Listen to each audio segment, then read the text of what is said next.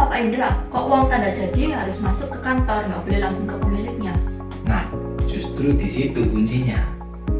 Kalau semisal uang tanda jadi Anda langsung ke pemilik dan ternyata legalitasnya bermasalah, uang Anda pastinya akan melayang. Oh, I see. Halo semua, selamat datang di Young Property Podcast. Perkenalkan saya Regia dan hari ini spesial banget nih, karena hari ini kita ada founder dari Young Property itu sendiri. Perkenalkan Pak Indra. Halo Pak Indra. Halo Kia. Halo semuanya. Pak Indra, hari ini kita mau bahas yang agak sensitif nih. Kan sekarang banyak banget ya netizen atau calon buyer yang trauma beli aset secondary karena takut kena tipu. Nah, jujur ya Pak, apa sih alasan utamanya kenapa audiens itu harus lewat Yongwe Property kalau mau beli properti second? Pertanyaan yang bagus, Kia. Jadi gini, beli properti secondary itu sangat berbeda dengan properti primary yang dari awal sudah dibantu cek oleh pihak bank. Kalau properti secondary, dari awal kita harus jeli, terutama legalitas dan sertifikatnya.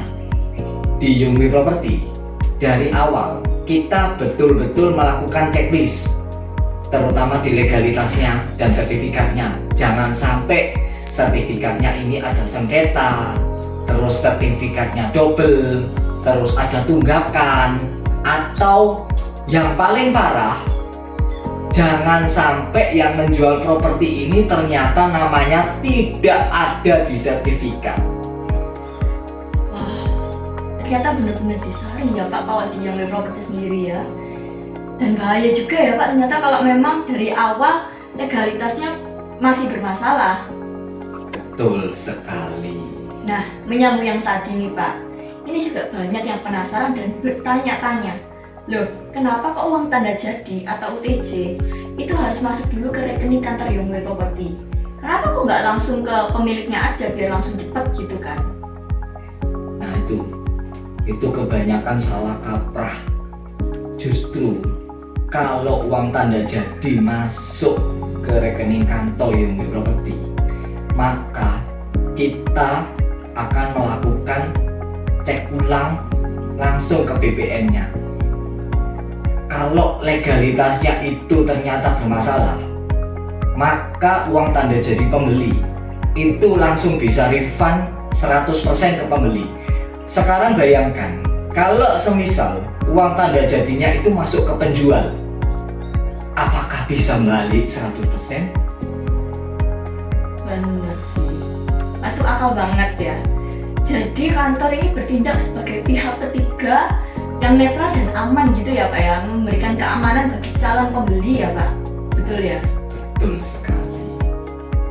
Terus satu lagi nih Pak yang saya mau tanya, saya pernah dengar di Yongwe Property itu ada yang namanya perjanjian rangkap 3 ya kalau nggak salah.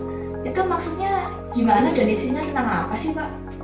Jadi gini ya, perjanjian rangkap 3 itu menerangkan bahwa penjual sebagai pihak pertama, pembeli sebagai pihak kedua, dan Yongwe Property selaku agen propertinya sebagai pihak ketiga yang ditunjuk pihak pertama untuk memasarkan propertinya.